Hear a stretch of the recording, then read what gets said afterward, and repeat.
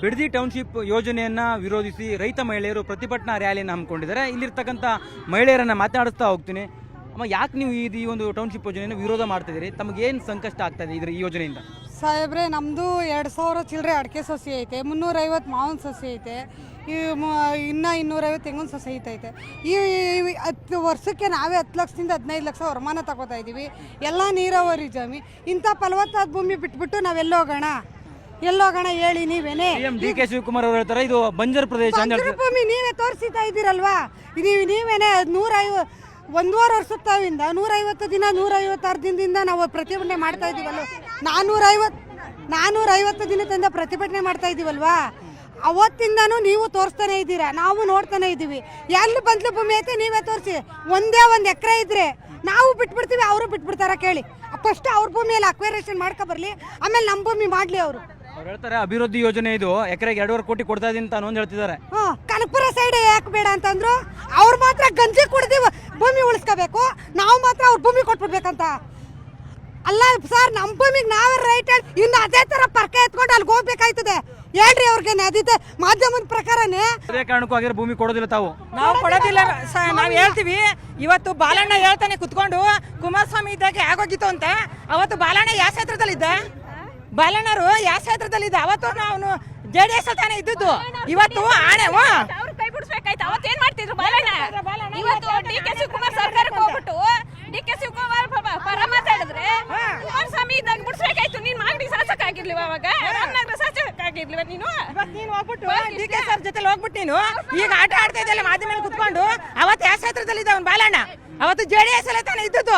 ಇವತ್ತು ಬಂದು ನಮ್ಗೆ ರಕ್ಷಣೆ ಕೊಡ್ಲಿ ಅವನು. ನಿಮ್ಗೆಲ್ಲರಿಗೂ ಒಂದು ಅನುಕೂಲ ಆಗತ್ತೆ, ನಿಮ್ಮ ಮಕ್ಕಳಿಗೆ ಅನುಕೂಲ ಆಗತ್ತೆ ಅಂತ ಹೇಳ್ತಾ ಇದಾರೆ ಅವರು. ನಮ್ಗೆ ಯಾವ ಅನುಕೂಲನೂ ಬೇಡ, ನಮ್ಗೆ ಭೂಮಿ ಬಿಟ್ಟನೆ ನಮ್ಗೆ ಅನುಕೂಲ. ಇವಾಗ ನಮ್ಮ ರೈತರುಗಳು ನಾವು ಎಲ್ಗೂ ಹೋಗೋಣ? ಇವಾಗ ನಮ್ಗೆ ಆಗ್ಲೇ 60 ವರ್ಷ ವಯಸ್ಸು. ನಮ್ಗೆ ಯಾರು ಕೆಲಸ ಕೊಡ್ತಾರೆ? ನಮ್ಮ ಮಕ್ಳುಗಳು ಇವತ್ತು ಭೂಮಿ ಏನ ಇದ್ರೆ ಒಂಚೂರು ಅನ್ನ ಹಾಕ್ತಾರೆ, ಅದು ಕೊಟ್ಬಿಟ್ ಮೇಲೆ ಮಾರ್ಕೊಂಡು ತಿನ್ಕೊಂಡ್ರೆ ಅಂತ ನಮ್ಮನ್ನ ಬೇಪಾರಿ ಮಾಡ್ತಾರೆ. ಇವತ್ತು ನಮ್ಮ ಭೂಮಿ ಬಿಡಬೇಕು ಸಾವಿರ. ಅವರು ಅಷ್ಟು ಅಭಿವೃದ್ಧಿ ಮಾಡ್ಬೇಕು ಅನ್ನೋದಿದ್ರೆ ಎಲ್ಲ ಝೋನ್ ಮಾಡ್ಲಿ, ನಾವೇ ಅಭಿವೃದ್ಧಿ ಆಯ್ತೀವಿ. ಅಭಿವೃದ್ಧಿ ಆಯ್ತದೆ. ಇನ್ನೊಂದು ಹೇಳ್ತಿದ್ದಾರೆ, 80% ಅಷ್ಟು ರೈತರು ಈ ಭಾಗದ ರೈತರು ಒಪ್ಪಿದ್ದಾರೆ ಅಂತ ಹೇಳ್ತಾರೆ ಅವರು. 80% ನಾವು ಕುತ್ಕೋತೀವಿ, ಪರ ಇರೋರು ಕುತ್ಕೊಳ್ಳಿ, ವಿರೋಧ ಇರೋರು ಕುತ್ಕೊಳ್ಳಿ, ಆಧಾರ್ ಕಾರ್ಡು ಪಾಣಿ ಎಲ್ಲ ತತ್ತೀವಿ, ತೋರ್ಸ್ಲಿ. 80% ಬಂದ್ರೆ ಅವ್ರು ಮಾಡ್ಕೋಗ್ಲಿ, ನಾವ್ ಯಾವ ಪ್ರತಿಭಟನೆ ಮಾಡಲ್ಲ. ಸುಳ್ಳು ಹೇಳ್ತಾ ಇದಾರೆ. ಸರ್ಕಾರ ಹಸಿ ಸುಳ್ಳು ಸರ್ಕಾರ ಇದು. ಅವ್ರದ್ದು ನಡೀತದಲ್ವಾ? ಅವ್ರದೇ ಸರ್ಕಾರ, ಅವ್ರದೇ ಮುಖ್ಯಮಂತ್ರಿ, ಅವ್ರದ್ದು ನಡೀತದೆ. ಅವ್ರು ಸುಳ್ಳು ಹೇಳ್ಕೊಂಡು ಜೀವನ ಮಾಡ್ತಾವ್ರೆ ನಮ್ಗೆಲ್ಲ.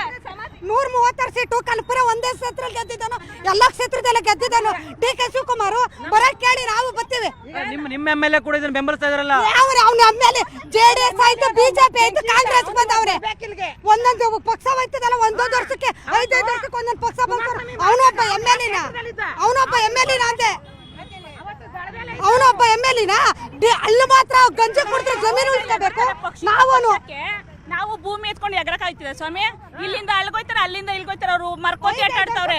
ನಾವು ಆಡಕ್ಕಾಗಲ್ಲ ಸ್ವಾಮಿ. ನಮ್ದು ಭೂಮಿ ಎಲ್ಲದೆ, ನಮ್ಮ ಅಪ್ಪ ಅವ ಏನ್ ಕೊಟ್ಟವ್ರೆ ಅಲ್ಲೇ ಇರ್ತೀವಿ. ನಾವು ಅಲ್ಲೇ ಬದುಕ್ಬೇಕು, ಅಲ್ಲೇ ಸಾಯ್ಬೇಕು. ಅವ್ರು ಹೇಳ್ತಿದ್ರಲ್ಲ, ಏನೋ ಅಜ್ಜಯ್ಯನ ನಂಬ್ಕೊಂಡಿದೀವಿ, ಪ್ರಮಾಣ ಮಾಡ್ತೀವಿ ಅಂತ. ಕರ್ಸಿ ಅವ್ರ ಅಜ್ಜಯ್ಯನ ಹತ್ರ ಪ್ರಮಾಣ ಮಾಡ್ಲಿ, ನಾವು ಪ್ರಮಾಣ ಮಾಡ್ತೀವಿ. ಯಾರು ಗೊತ್ತಾ ಯಾರ ಮೇಲೆ? ನಾವು ನಂಬಿರೋ ಈ ಏನು ಗೋವುಗಳಲ್ಲಿ 330 ಕೋಟಿ ದೇವರುಗಳು ವಾಸ ಮಾಡ್ತಾರೆ ಅಂತಲ್ಲ, ದಿನ ಎದ್ದು ಸೇವೆ ಮಾಡ್ತೀವಿ. ಅದೊಂದೇ ಸಾಕು ನಮ್ಗೆ. ಅದ್ರ ಮೇಲೆ ನಾವು ಪ್ರಮಾಣ ಮಾಡಿ ಹೇಳ್ತೀವಿ. ಇಲ್ಲಿ ಎಲ್ಲಾರು ಕೂಡ ಬಡ ರೈತರು ಎಲ್ಲರೂ ಜೀವನ ಕಟ್ಕೊಂಡಿದ್ದಾರೆ. ಅವ್ರ ತರ ಇಲ್ಲಿ ಕೃಷಿನೇ ಇಲ್ಲ, ಜನಗಳೆಲ್ಲ ಭೂಮಿನೇ ಇಲ್ಲ ಅಂತ ಹೇಳೋ ಅಂತ ಹೊಲ್ಸು ಬಾಯಿ ನಮ್ದಲ್ಲ. ಅವ್ರ ಕೆಟ್ಟ ಬಾಯಿಗೆ ನಿಜವಾಗ್ಲೂ ಅಜ್ಜಯ್ಯನೇ ಬುದ್ಧಿ ಕೊಡ್ಲಿ. ಆ ಅಜ್ಜಯ್ಯ ನಂಬೋರಲ್ಲ, ಅವರೇ ಎಲ್ಲ ಅವ್ರ ಶಿಷ್ಯಂದ್ರಿಗೆಲ್ಲ ಒಳ್ಳೇದ್ ಮಾಡಿ ನಮ್ ಕಡೆ ಒಂಚೂರು ಜ್ಞಾನ ಕೊಡಂಗ್ ಮಾಡ್ಲಿ. ಈ ಯೋಜನೆಯೊಂದಿಗೆ ರೈತರನ್ನ ಪಾರ್ಟ್ನರ್ಶಿಪ್ ಮಾಡ್ಕೊಳ್ತಾ ಇದೀವಿ ನಾವು ಅಂತ ಹೇಳ್ತಾ ಇದಾರೆ. ಏನ್ ಪಾರ್ಟ್ನರ್ಶಿಪ್ ಮಾಡಕ್ ನಾವೇನ್ ಬಿಸ್ನೆಸ್ ಮಾಡ್ತಿದೀವ ಸ್ವಾಮಿ?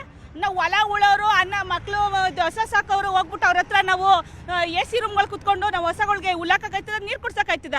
ನಾವು ಯಾರು ಕೇಳಿಲ್ವಲ್ಲ. ನಮಗ್ ಬೇಕು ಪಾರ್ಟ್ನರ್ಶಿಪ್ ಬೇಕು ಅಂತ. ನಮಗ್ ಬೇಕಾಗಿಲ್ಲ ರೀ. ನಮಗ್ ಬೇಕಾಗಿರೋದು ನಮ್ಮ ಹೊಲ ಮನೆ ನಮ್ದು, ನಮ್ಗೆ ಬಿಟ್ಕೊಡಿ ಅಂತಾನೆ ನಾವು ಕೇಳ್ತಾ ಇರೋದು. ಇವತ್ತು ಕೂಡ ಕೇಳ್ತಾ ಇರೋದನ್ನೇ. ಇವತ್ತು ಕೈ ಮುಗಿದು ಕೇಳ್ತಾ ಇದೀವಿ ಮುಖ್ಯಮಂತ್ರಿಗಳಿಗೆ ಆಗ್ಲಿ, ಪ್ರತಿಯೊಂದು ಸರ್ಕಾರದ ಎಲ್ಲ ಅಧಿಕಾರಿಗೂ ಅಷ್ಟೇ ಹೇಳ್ತಾ ಇದೀವಿ. ನಮ್ಗೆ ಈ ಬಿಟ್ಟಿ ಬಗ್ಗೆ ಕೊಟ್ಟವ್ರಲ್ಲ ಸ್ವಾಮಿ, ನಮ್ಗೆ ಯಾವ ಭಾಗ್ಯನೂ ಬೇಡ. ಎಲ್ಲ ವಾಪಸ್ ತಗೊಬಿಡ್ಲಿ. ನಮ್ 2 ಪಂಚಾಯತಿಗೂ ಎಲ್ಲ ತಗೊಂಡು ನಮ್ಗೆ ಕೊಡ್ಬೇಕಂತಂದ್ರೆ ನಮ್ಮ ಭೂಮಿನ ನಮ್ಮ ಭಾಗ್ಯನೇ. ಇದು ಇಲ್ಲಿನ ರೈತರು ಹೇಳ್ತಾ ಇರುವಂತ ಮಾತು. ಪ್ರಮುಖವಾಗಿ ಅವರು ಉಲ್ಲೇಖ ಮಾಡ್ತಿರುವಂಥದ್ದು 80% ರೈತರು ಇಲ್ಲಿ ಒಪ್ಪಿಗೆಯನ್ನು ಸೂಚಿಸೇ ಇಲ್ಲ. ಸರ್ಕಾರ ಸುಳ್ಳನ್ನ ಹೇಳ್ತಾ ಇದೆ. ಆ ಕಾರಣಕ್ಕಾಗಿ ನಾವು ಇಷ್ಟೊಂದು ವಿರೋಧವನ್ನು ವ್ಯಕ್ತಪಡಿಸ್ತಾ ಇದ್ದೇವೆ. ಯಾವುದೇ ಕಾರಣಕ್ಕೂ ನಮ್ಮ ಭೂಮಿಯನ್ನು ನಾವು ಬಿಟ್ಕೊಡೋದಿಲ್ಲ ಅನ್ನುವಂಥ ಮಾತನ್ನ ಹೇಳ್ತಾ ಇರುವಂಥದ್ದು. ಕ್ಯಾಮರಾ ಪರ್ಸನ್ ಶ್ರೀನಿವಾಸನ ಜೊತೆ ಕಾರ್ತಿಕ್, ನ್ಯೂಸ್ 18 ಕನ್ನಡ, ಬಿಡದಿ.